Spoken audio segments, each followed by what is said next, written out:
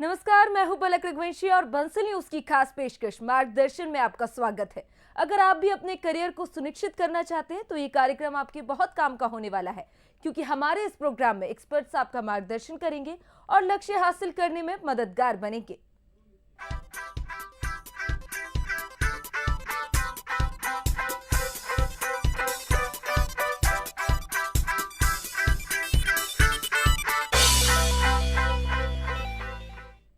हमारे इस खास कार्यक्रम मार्गदर्शन में हम आपको उन लोगों से रूबरू कराते हैं जो शिक्षा के लिए बेहतर काम कर रहे हैं, छात्रों के मन में करियर को लेकर उठने वाले हर सवाल का जवाब देते हैं और कैसे शिक्षा का स्तर बढ़े इसके लिए कोशिश भी कर रहे हैं।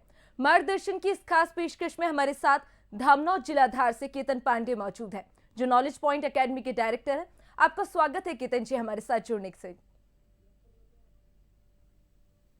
नमस्कार केतन जी, सबसे पहले तो जैसा आपने बताया और जैसा हम सब जानते हैं कि आप नॉलेज पॉइंट एकेडमी के डायरेक्टर हैं, तो सबसे पहले आप अपनी एकेडमी के बारे में हम सबको बताइए। जी मैम, नॉलेज पॉइंट क्लासेस जो हैं वो धामनोद में कई वर्षों से शिक्षा के क्षेत्र में काम करता आ रहा है। हमने जब ये एकेडमी स्टार्ट की थी तो हमने बहुत ही छोटे छोटे बच्चों से इसकी शुरुआत की थी और आज ये नॉलेज पॉइंट का जो परिवार है काफ़ी बड़ा हो गया है और आज मैंने पर्सनली करीब 1000 बच्चों से ज़्यादा को पर्सनली मेंटरशिप दी है और जो हमारी टीम है वो लगातार बच्चों के इंस्टीट्यूट में प्रवेश से लेके बच्चे जब 12th क्लास पास आउट करके बाहर चले जाते हैं तब तक के लिए हम उनको प्रॉपर गाइडेंस देते हैं। नॉलेज पॉइंट में हमारी जो क्लासेस हैं पहले मात्र 9 to 12th की होती थी, लेकिन अब हमने क्लासेस 1st to 12th कर दी है, हमने स्टाफ बढ़ाया है और हमारा यही उद्देश्य है कि हम कम फीस में बच्चों तक एक क्वालिटी एजुकेशन पहुंचाएं।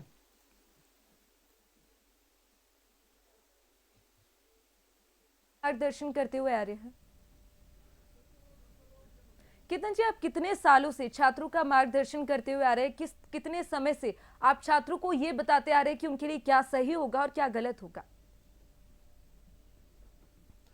मैम, इस क्षेत्र में मुझे काफ़ी समय हो गया है और हमने नॉलेज पॉइंट की जो शुरुआत है वो हमने 2021 में की थी, लेकिन मेरा जो व्यक्तिगत अनुभव भी रहा है, मैं जब 12th क्लास जैसे ही मैंने पास की उसके बाद से ही मैं बच्चों को छोटे छोटे बच्चों को मैंने पढ़ाना चालू कर दिया था। चूँकि पढ़ाने से मुझे बहुत ही खुशी मिलती थी और मैं वैसा ही शिक्षक बनना चाहूँगा जैसे मुझे शिक्षक चाहिए थे, तो मेरे छात्र काफ़ी खुश रहते हैं और मैं उनसे काफ़ी कनेक्ट कर पाता हूं और मुझे काफ़ी समय हो गया है छात्रों को मार्गदर्शन करते करते। क्योंकि कई बार क्या होता है कि छात्र जब पढ़ाई कर रहा होता है, जब तैयारी कर रहा होता है, तो शुरू में छात्रों में काफ़ी एक्साइटमेंट होता है, लेकिन धीरे धीरे क्या होता है कि वो एक्साइटमेंट कहीं ना कहीं कम होता जाता है।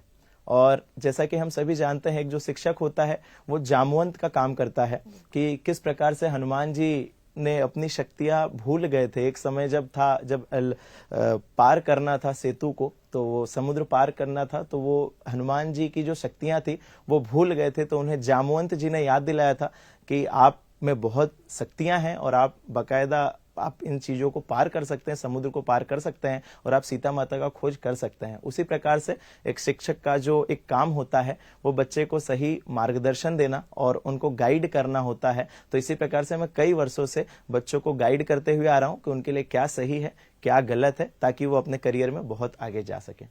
केतन जी, जैसा आपने बताया, तो आप ये भी बताइए कि आपकी एकेडमी में छात्रों को किस तरह से पढ़ाया जाता है? ऑनलाइन क्लासेस भी होते हैं या फिर सिर्फ ऑफलाइन क्लास के माध्यम से बच्चों को पढ़ाया जा रहा है? मैम, जब हमने शुरुआत की थी हमारे एकेडमी की, तो केवल हम ऑफलाइन क्लासेस में ही हम हमारी कक्षाएं देते थे। हमारा जो पूरा स्टाफ था वो केवल ऑफलाइन कक्षाएं ही देता था। लेकिन जैसा कि आजकल की जो ज़रूरत है, कोविड के बाद से जो हमने चीज़ें देखी हैं कि कहीं ना कहीं बच्चा एक बाहर जाता है तो वो जब पढ़ाई करता है तो बहुत सारे बच्चे, जो 2 टाइप के बच्चे होते हैं, मैं यहाँ पे आपको थोड़ा सा एक बताना चाहूँगा कि एक इंट्रोवर्ट बच्चा होता है, एक्सट्रोवर्ट बच्चा होता है। जो एक्सट्रोवर्ट बच्चा होता है वो तो क्लास में जाके, ऑफलाइन क्लासेस में जाके पूछ लेता है कि सर मुझे ये नहीं आ रहा है, मैडम मुझे ये नहीं आ रहा है। बट जो इंट्रोवर्ट बच्चा होता है वो कहीं ना कहीं इन चीज़ों से डरता भी है और एक थोड़ा सा भीड़ भाड़ जाने में थोड़ा सा उसको संकोच होता है। तो इसी वर्ष से हमने हमारी संस्था में ऑनलाइन क्लासेस भी चालू कर दी हैं, जिससे हमारे फैकल्टी मेंबर अब बच्चों को ऑफलाइन कक्षाओं के साथ साथ अब ऑनलाइन कक्षाएं भी देंगे। मैम, केतन जी, जैसा आपने कहा कि बाहर रहने वाले बच्चों की मैं बात कर रही हूँ, तो कई तरह के डिस्ट्रैक्शंस उनके पास होते हैं। अगर मैं पुराने टाइम की बात करूं तो उतने डिस्ट्रैक्शंस नहीं होते थे, तो ऐसे में टाइम मैनेजमेंट किस तरह से कर सकते हैं, उसकी इंपॉर्टेंस छात्रों के जीवन पर कितनी पड़ सकती है? जी मैम, टाइम मैनेजमेंट मैम, यहाँ पे दो चीजें हैं, दो टॉपिक अलग अलग है। एक होता है डिस्ट्रैक्शन और दूसरा होता है टाइम मैनेजमेंट। अगर हम डिस्ट्रैक्शन की बात करें तो पहले के टाइम पे जो था, डिस्ट्रैक्शंस काफी कम होते थे। आजकल के टाइम पे डिस्ट्रैक्शंस बहुत ज्यादा हैं, लेकिन साथ ही साथ मैम यहाँ पे प्लस पॉइंट भी है कि जो छात्र इस टाइम पे बिना डिस्ट्रैक्ट हुए अपने गोल के प्रति फोकस करेगा तो बहुत ही जल्दी वो अपने गोल को अचीव कर लेगा। और रही बात टाइम मैनेजमेंट की, तो टाइम मैनेजमेंट मैम जिसने करना सीख लिया वो बहुत ही अच्छे से अपने परीक्षाओं में बहुत ही अच्छे अंक ले आएगा। और रही बात यहाँ पे केवल यहाँ पे परीक्षाओं की बात नहीं है, अपने लाइफ में भी मैम टाइम मैनेजमेंट का काफी रोल होता है। मैं टाइम मैनेजमेंट से यहाँ पे अभी मैम परीक्षा में केवल 1 से 1.5 महीने का टाइम बचा हुआ है, हम सभी जानते हैं। यहाँ पे जब भी मैं बच्चों को पढ़ाता हूँ तो वहां पे उनको टाइम मैनेजमेंट को लेके मैं उन्हें टाइम टेबल के बारे में बात करता हूँ मैम, कि बहुत सारे छात्र होते हैं जो 15-15 घंटे, 16-16 घंटे ऐसे करके वो बहुत लंबा चौड़ा टाइम टेबल बना लेते हैं, जो कि बिल्कुल भी प्रैक्टिकल नहीं होता है।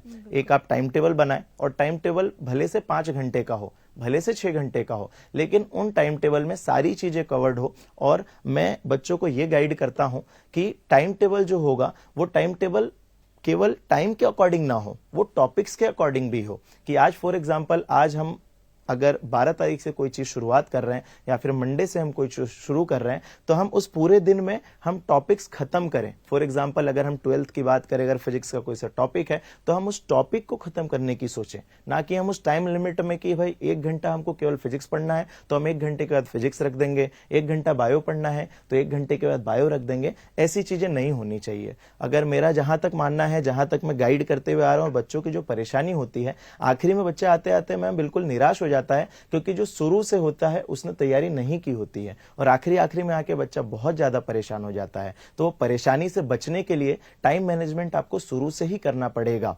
आगे आने वाले एग्जाम्स में भी आप शुरू में ही टाइम मैनेज अच्छे से करके चलें। जो टाइम टेबल बनाएं उसको प्रैक्टिकल रखें। फॉर एग्जाम्पल, आप अगर दिन भर में 3 घंटे ही पढ़ पा रहे हैं तो 3 घंटे की पढ़ाई ऐसी होनी चाहिए कि पूरे दिन आपको एक फील हो कि उस पूरे दिन का आपको रिग्रेट ना हो कि हाँ, मैंने आज पूरा दिन वेस्ट कर दिया। तो टाइम मैनेजमेंट के बारे में मैं यही कहूंगा मैम कि शुरू से ही टाइम आप मैनेज करके चलें, और एक टॉपिक कवर करके चलें आप, कि दिन भर में अगर आपके पास 5 सब्जेक्ट हैं तो पांचों सब्जेक्ट को बराबर टाइम मिलना चाहिए। हाँ, उसी में ये होता है कि कुछ टफ सब्जेक्ट्स होते हैं, उनको आप थोड़ा सा ज्यादा टाइम दे सकते हैं। केतन जी, उसी से जुड़ा मैं एक सवाल करना चाहूंगी। पहले स्टूडेंट्स के मुकाबले की हम बात करें तो उतना ज्यादा कंपटीशन नहीं होता था, पर अभी अगर हम स्टूडेंट्स को देखें तो कंपटीशन ज्यादा है, स्टूडेंट्स ज्यादा है, तो एक्सपेक्टेशन का जबरदस्त स्ट्रेस उनके ऊपर होता है। तो उस तरह से स्ट्रेस मैनेजमेंट उनको किस तरह से करना चाहिए? तो वही एग्जाम जब आते हैं तो उनको डिस्ट्रैक्शंस भी मैनेज करना है, साथ में कंपटीशन को भी देखना है, तो स्ट्रेस मैनेजमेंट कोई भी स्टूडेंट किस तरह से कर सकता है? जी मैम, 2 चीजें हैं। एक तो स्ट्रेस मैनेजमेंट होता है और एक होता है कि डिस्ट्रैक्शन से कैसे बचा जाए। और मैम, सबसे बड़ी बात है कि आज का जो विद्यार्थी है, आज जो जेनजी जनरेशन की हम बात करते हैं, आज बच्चों में 2-3 चीजों की कमी है। जैसे कि बच्चा पेशेंस नहीं रख पाता है, बच्चे में धैर्य बिल्कुल भी नहीं है, उसको चीजें मैम तुरंत चाहिए होती हैं कि हमको कोई भी चीज आज के आज चाहिए। लेकिन वास्तविक दुनिया में कोई भी जो तत्कालीन चीज होती है वो ज्यादा देर तक नहीं टिकती है। तो धैर्य रखें। जो कंपटीशन जो आप फेस कर रहे हैं वो कहीं ना कहीं मैम आपको लाइफ के लिए तैयार कर रहा है। मैं बच्चों को यही कहना चाहूंगा कि बच्चा जब तक कंपटीशन को फेस नहीं करेगा तब तक मैम उसमें निखार नहीं आएगा। जिस प्रकार से एक जो जोहरी होता है वो धीरे धीरे कैसे ऑर्नामेंट्स को तराशता है और बहुत ही सुंदर सुंदर आकृतियां बनाता है, बहुत ही अच्छे अच्छे ऑर्नामेंट्स बनाता है, तो क्यों कर पाता है? क्योंकि उसने बहुत परिश्रम किया है। तो मैं यहाँ पे कंपटीशन को परिश्रम से ही जोड़ना चाहूंगा कि जितना ज्यादा जो बच्चा तपेगा उतना ही ज्यादा वो आगे चल के अपने फ्यूचर में निखार लाएगा। और रही बात मैम करियर में आगे बढ़ के चीजों को एक्सेल करने की, तो मैम जो बच्चा जितना ज्यादा कंपटीशन फेस करता है, मेरा मानना यह है कि वो अपनी लाइफ में उतना ही सक्सेस को भी पाता है और वो डिजर्विंग होता है मैम। और स्ट्रेस मैनेजमेंट के लिए बहुत सारी टेक्निक्स हैं, जैसे कि मैं बच्चों को बताता हूं। हमारे कार्यक्रम से जुड़े बच्चे भी इस चीज को ट्राई कर सकते हैं। मैंने मैनिफेस्टेशन के ऊपर काफी जोर दिया है और मैंने उसके ऊपर काफी स्टडीज भी की हैं। मैनिफेस्टेशन के अकॉर्डिंग हम ये कर सकते हैं कि जैसे रात में सोने से पहले हम एक ग्लास में पानी रखें और सुबह उठ के उस पानी से हम पॉजिटिव चीजें बोलें जो हमको हमारी लाइफ में चीजें चाहिए। फॉर एग्जाम्पल, अगर मैं क्लास 12 का विद्यार्थी हूं, मेरे अगले महीने से बोर्ड स्टार्ट होने वाले हैं, तो आप मैनिफेस्टेशन करके उन चीजों को, स्ट्रेस को कहीं ना कहीं आप कम कर सकते हैं। यहाँ पे मैं पेरेंट्स से भी एक गुजारिश करना चाहूंगा कि बच्चों पे इतना ज्यादा प्रेशर ना दें कि बच्चा वहां पे अपना स्ट्रेस मैनेज, क्योंकि बच्चा जरूरी है। बच्चे से जरूरी हमारा कुछ मार्क्स नहीं है, क्योंकि पेरेंट्स को बहुत ज्यादा एक्सपेक्टेशन होती है कि हमारा बच्चा टॉप रहना चाहिए, हमारा बच्चा फर्स्ट आना चाहिए। खैर, उनकी एक्सपेक्टेशन भी गलत नहीं है।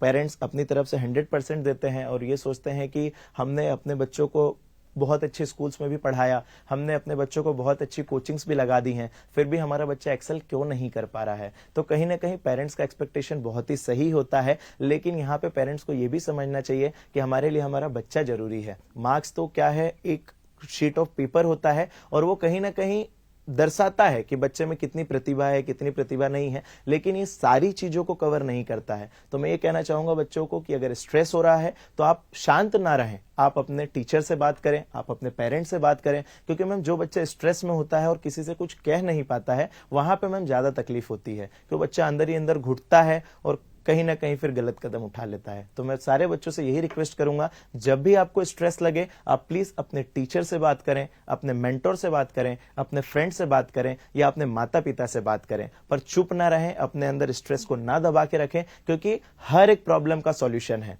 आप कहीं पे भी हारते हैं, अगर आप पूरी चीजें हार के अगर बैठे हैं, फिर भी आप जीरो से रिस्टार्ट कर सकते हैं, क्योंकि आप अपनी लाइफ खुद से लिखेंगे। आप जो भी चैलेंजेस फेस कर रहे हैं लाइफ में, वो चीजें आपको आगे आके आपके डॉट्स कनेक्ट होंगे और आपको आगे जाने में बहुत मदद करेगी। बिल्कुल केतन जी, आपने सही बात कही कि बच्चा जरूरी है। ऐसे में अब एक सवाल मेरा उसी से जुड़ा होगा कि पेरेंट्स इसमें क्या भूमिका निभा सकते हैं, उनको क्या सलाह आप देंगे, और आज का जो कोचिंग कल्चर है, जो ट्रेंड है, उसको आप किस नजरिए से देखते हैं?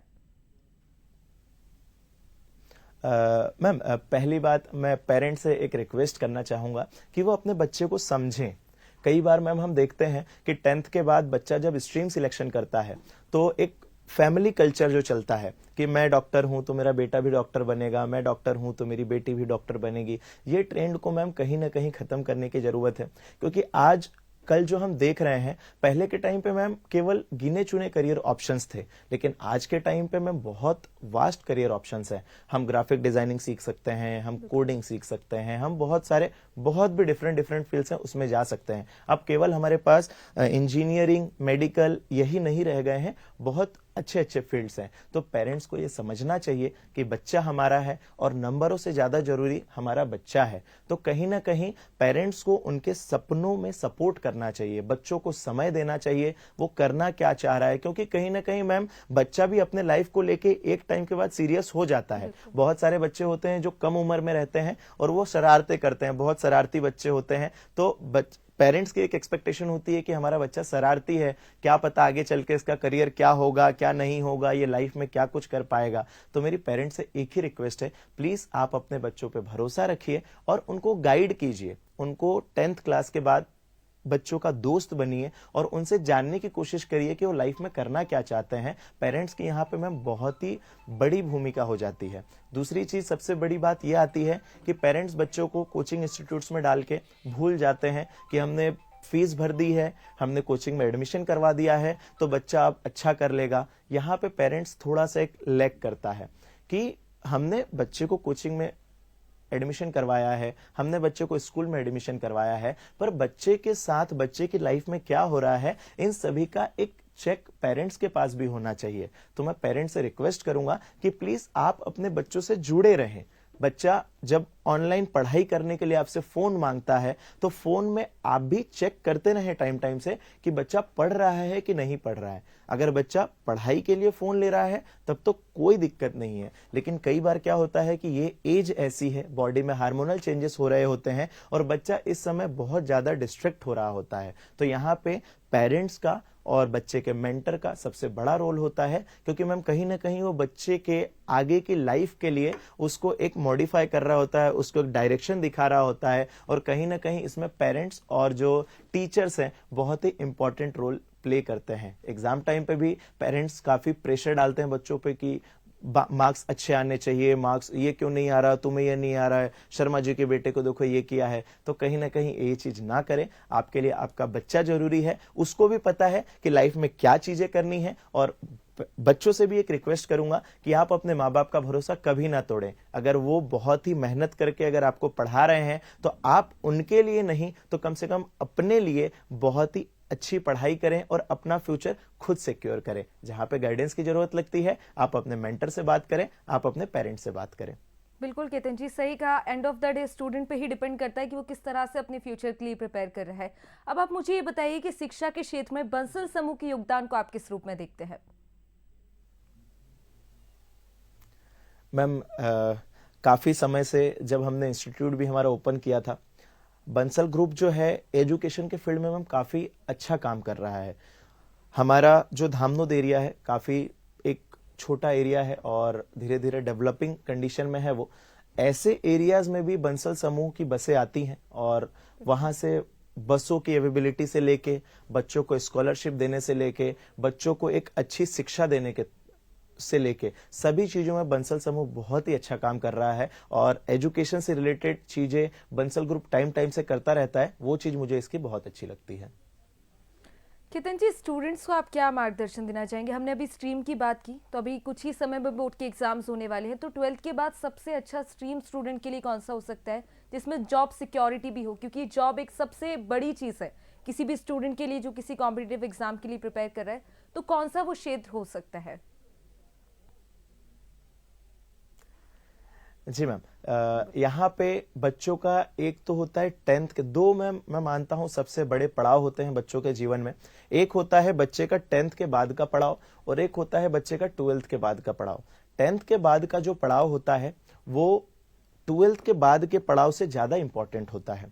10th के बाद जब बच्चा स्ट्रीम सिलेक्शन करता है, मैं अपने बारे में बताऊं तो मैम शुरू में मैंने ही काफी भटकाव, लैक ऑफ गाइडेंस के कारण मैं नहीं ले पाया था मेरी सही स्ट्रीम। बाद में मुझे मेंटर्स ने गाइड किया और मेरे टीचर लोग जो हैं उन्होंने मुझे गाइड किया कि बेटा आपके लिए ये सही रहेगा।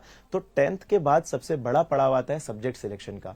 आप देखेंगे कि कई बार बच्चे क्या करते हैं, अपने दोस्तों ने जो स्ट्रीम लिया है वो स्ट्रीम में चले जाते हैं। काफी टाइम पढ़ने के बाद उनको ये समझ में आता है कि अरे यार हमसे तो गलती हो गई, हम इस फील्ड के लिए नहीं बने हैं, हमसे ये फील्ड नहीं हो पाएगा। फिर थोड़े टाइम पढ़ने के बाद अपना सब्जेक्ट सिलेक्ट चेंज करते हैं।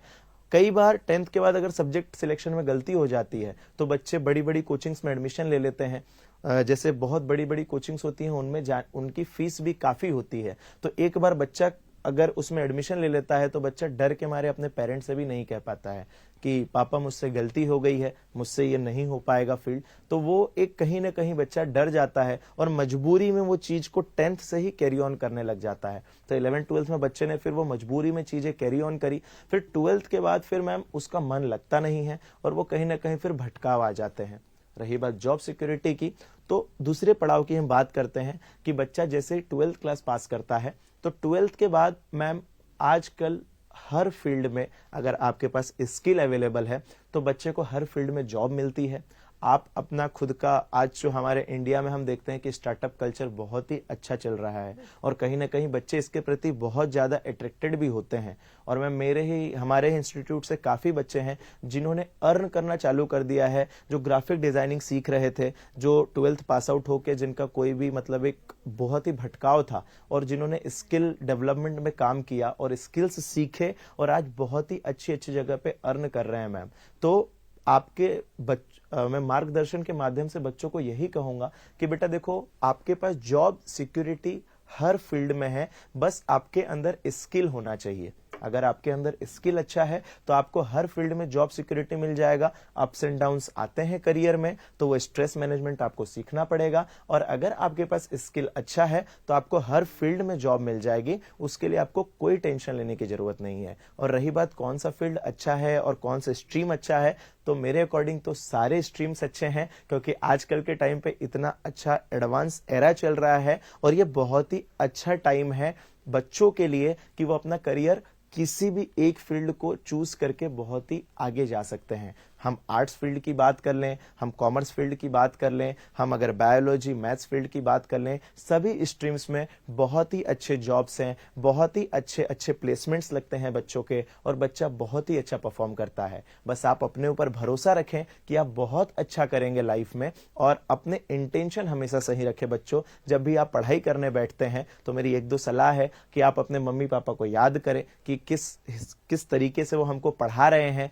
और आप एक प्रैक्टिकल थिंकिंग के साथ अपनी पढ़ाई करें कि आपको इस समय करियर पे फोकस करना है कि अपने दूसरी चीजों पे फोकस करना है। कई बार बच्चों को रिलेशनशिप भी डिस्ट्रैक्ट करता है, फोन डिस्ट्रैक्शन सबसे ज्यादा होता है, तो ये चीजें बाद में भी हो सकती हैं। आप 10th से लगा के 12th तक, और 12th के बाद जो आपका कॉलेज का जो जर्नी रहेगी वो आपके आगे के लाइफ जीने का तरीका डिसाइड करेगी कि अगर इन एज में आप लोगों ने लाइफ अच्छी, अगर करियर अच्छा चूज कर लिया तो आपकी लाइफ बहुत अच्छी बन जाएगी। बिल्कुल लेकिन अगर सही यहाँ बात पे है केतन डिस्ट्रैक्ट जी, होगा अगर मन तो में आगे तय चल के कर फिर लिया आपको जाए बहुत और ज्यादा बहुत दिक्कत ज्यादा मेहनत अपने पैशन के लिए की जाए तो सक्सेस तो मिलना तय है। और इसी के साथ हम हमारे खास प्रोग्राम मार्गदर्शन को यहीं समाप्त करते हैं। धन्यवाद डॉक्टर केतन जी हमारे साथ जुड़ने के लिए, और उम्मीद है आज की चर्चा से आपको अपने करियर और एजुकेशन को लेकर नई डायरेक्शन मिली होगी।